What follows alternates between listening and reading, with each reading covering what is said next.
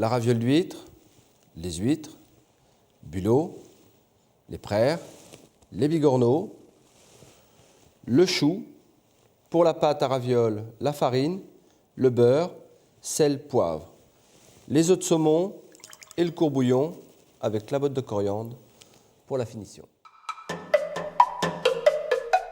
Sa réalisation avec le matériel: un laminoir à pâte, un grand saladier, une passoire fine, un emporte-pièce cannelé, un pinceau, une corne. Si vous possédez un robot mélangeur, vous pouvez l'utiliser. Sinon, nous allons réaliser la recette manuellement dans ce saladier. Pour la cuisson choux, praires, bigorneaux et huîtres, eh bien, nous allons utiliser cette casserole et son couvercle.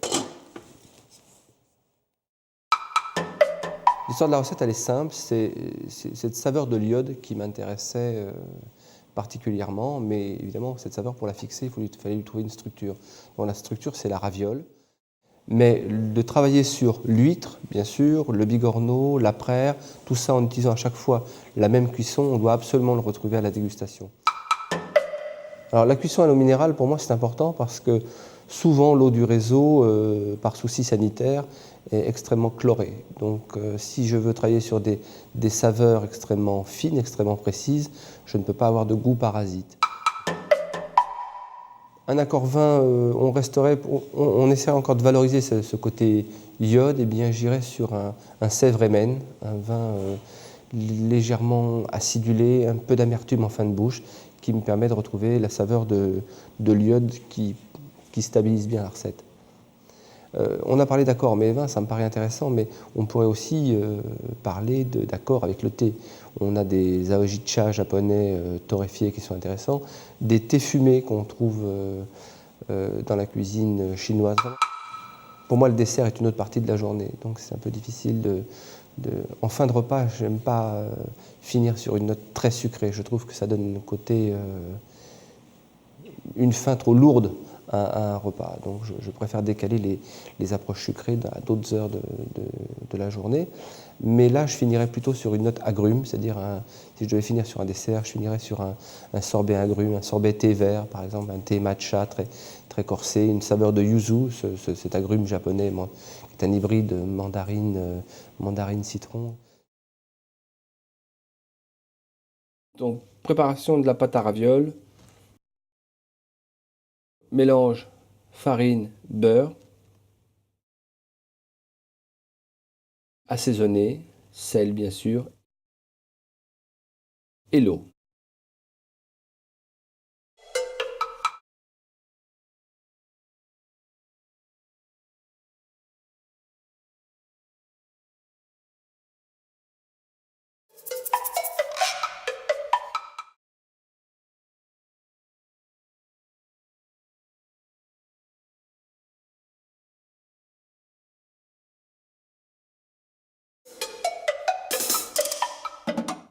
Pendant que la pâte à ravioles repose, ouverture des huîtres.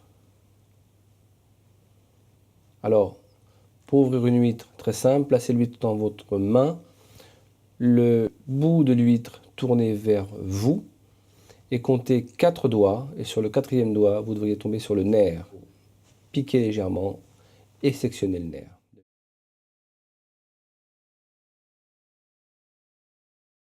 Donc, récupération du jus d'huître, cuisson des huîtres,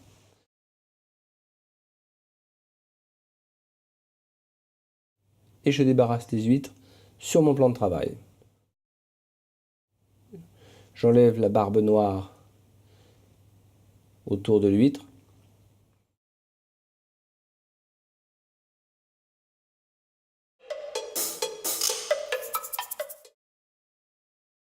J'émince le chou finement. Je le mets à cuire avec un peu d'eau salée. Et je le garderai croquant. Je cuis maintenant les bigorneaux très rapidement et je vais pouvoir les décortiquer. À l'aide d'une épingle, j'extirpe le bigorneau de sa coquille.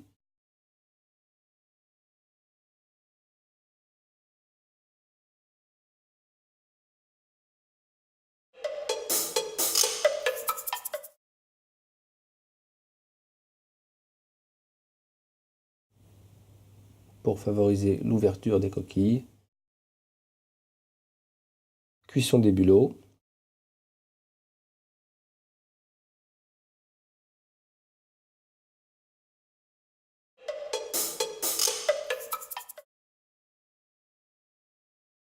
Je remélange tous les jus de cuisson, bulot, praire, bigorneau et jus d'huître.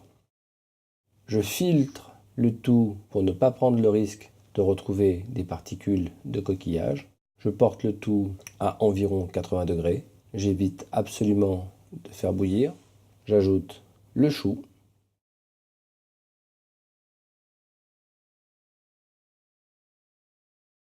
Je laisse cuire.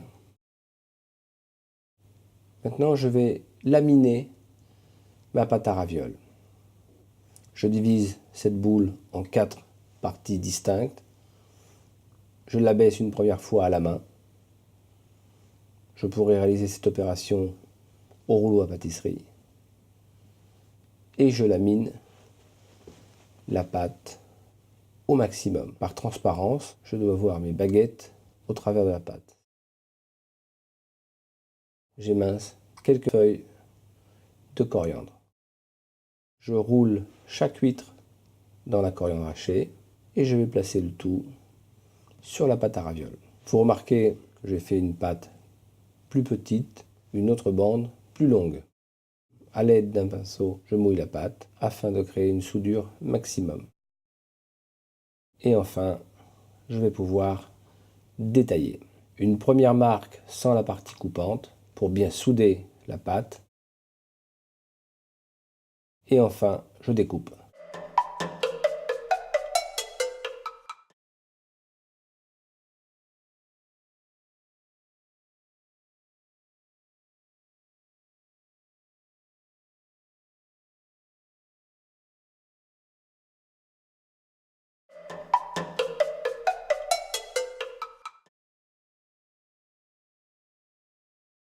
J'émulsionne le jus de cuisson avec le chou afin d'obtenir un bouillon riche en écume.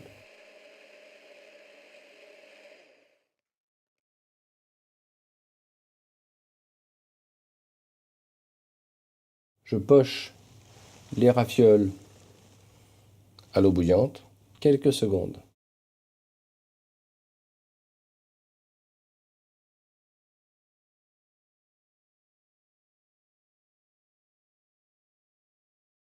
J'égoutte ces ravioles et c'est terminé.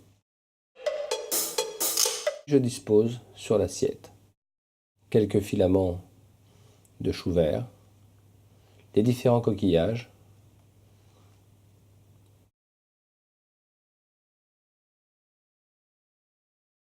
les œufs de saumon, la coriandre fraîche et le bouillon émulsionné.